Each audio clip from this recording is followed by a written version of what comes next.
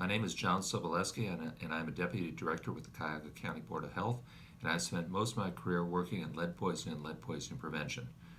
Most folks will ask me the question, how do I know if my home contains lead and lead hazards? And the simple answer is that lead-based paint was available through 1978. And if your home is built before 1940, your home most likely contains lead-based paint and probably contains lead-based paint hazards. Where are these hazards located within my home? Once again, most likely we're going to find these in areas that are subject to impact and friction or paint's in deteriorated condition, but we can really summarize it in three key areas: windows, front porches, and bare soil. As you walk across your porch going into your house, you're grinding up little bits of paint with your feet, and also as you drag things across the porch floor. That then becomes lead dust.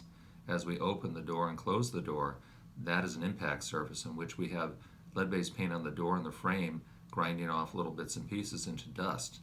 And when we open up windows, window sashes covered with lead-based paint grinding up against the frame create lead dust, and it falls into the window well.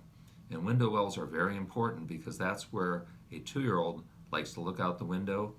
The hands go in the window well, lead dust gets on the hands, the toys go in the window wells, and the hands and the toys go in the mouth as a perfect route of exposure for your average 2-year-old.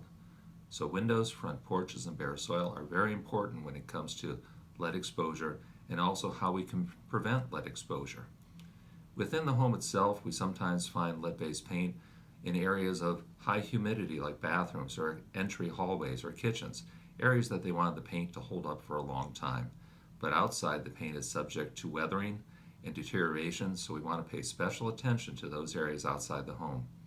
And finally, bare soil is especially important because we had lead in gasoline up through 1986. Lead went into the car, came out the exhaust pipe, settled around the house, around the driveway, around the streets, and as our house has weathered over the last 100 years through just natural weathering and rain, we have lead accumulating around the base of the house as well. So anytime we have bare soil, that's a very, very important hazard as well. So we want to make sure that it's covered up. So now what do we do with these lead hazards? How do we fix them? And we have a couple of different routes that we can choose.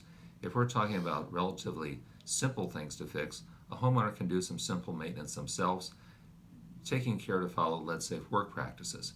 If we get into more extreme measures where we have to replace windows and do more extensive work, we should be hiring contractors that are licensed in the state of Ohio as licensed lead abatement contractors.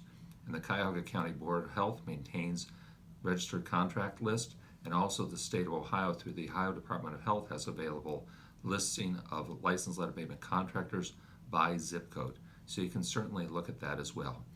And we also have a very good program which will fix lead hazards up to $10,000 per unit, which is funded by the Housing and Urban Development, in which we can make homes lead safe. And we're primarily replacing windows, fixing painted surfaces, doing environmental cleaning, and we can help by spending up to $10,000 per unit to make homes lead safe. And we also have available through the Board of Health a vacuum loan program. So if you're doing work yourself, we have something called a HEPA vac, high efficiency particulate air vacuums, in which you can safely clean up lead dust and dirt, paint chips safely contained in the vacuum, and return it to the Board of Health, and we will take care of cleaning up the vacuum and disposing of potentially the hazardous materials. So we have a lot of resources through the Board of Health available for you, and you can reference them all through our website. There are also several documents that I'd like to recommend. One is the US EPA document, Protect Your Family from Lead in Your Home. It's available as a link through our website. It's also available through the US EPA's website. It's a very good overview of lead poisoning prevention, and what you can do. And when it gets to actually doing the work yourself, there's a very good guidance book by the U.S. Department of Housing and Urban Development, and it's Lead Paint Safety. And it's a good play-by-play, one step at a time, how to fix lead hazards in your home. So I recommend both of those. And our website also has many resources available, and if you have questions, you can certainly call the Cuyahoga County Board of Health for further information, and we also provide fee-for-service if you want your home assessed to identify where lead-based paint and lead-based paint hazards are located.